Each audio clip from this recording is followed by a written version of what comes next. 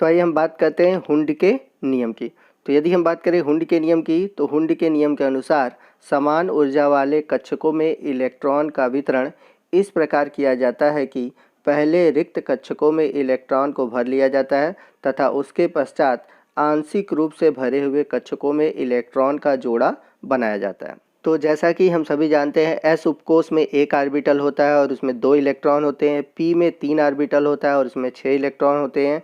D में 5 orbital होते हैं और उसमें 10 इलेक्ट्रॉन होते हैं तथा एफ में 7 ऑर्बिटल होते हैं और उसमें 14 इलेक्ट्रॉन भरते हैं। तो जैसा कि हम लोगों ने आपबाहु के नियम में पढ़ा था कि एस में अधिकतम 2 इलेक्ट्रॉन, पी में अधिकतम 6 इलेक्ट्रॉन, डी में अधिकतम 10 इलेक्ट्रॉन और एफ में अधिकतम 14 इलेक्ट्रॉन हो सकते हैं।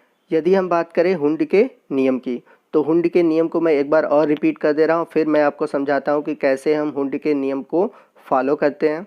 तो इनके अनुसार समान ऊर्जा वाले कक्षकों में इलेक्ट्रॉन का वितरण इस प्रकार किया जाता है कि पहले रिक्त कक्षकों में इलेक्ट्रॉन को भर लिया जाता है तथा उसके पश्चात आंशिक रूप से भरे कक्षकों में इलेक्ट्रॉन का जोड़ा बनाया जाता है। जैसे कि यदि हमें पी में इलेक्ट्रॉन भरना है, तो हम सभी जानते हैं कि पी में 6 इलेक्ट्रॉन होते हैं।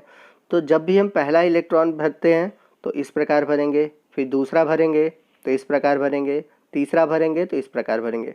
तो आप देख सकते हैं कि जब तक हम इलेक्ट्रॉन भरते हैं, जब तक कि जितने भी ऑर्बिटल होते हैं वो भर न जाए।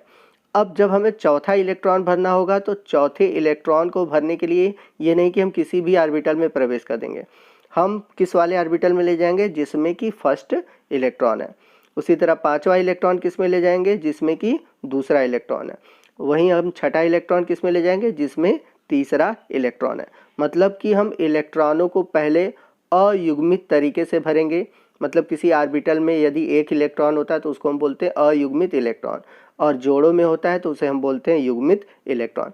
तो सबसे पहले किसी भी ऑर्बिटल में जब भी हम इलेक्ट्रॉन भरते हैं तो उसमें एक एक करके भरते हैं, और उसके पश्चात जब वो अयुग्मित रूप से भर जाते हैं तब उनमें हम जोड़ों में इलेक्ट्रॉन भरना प्रारंभ करते हैं, और यही कहलाता है हुंड का नियम।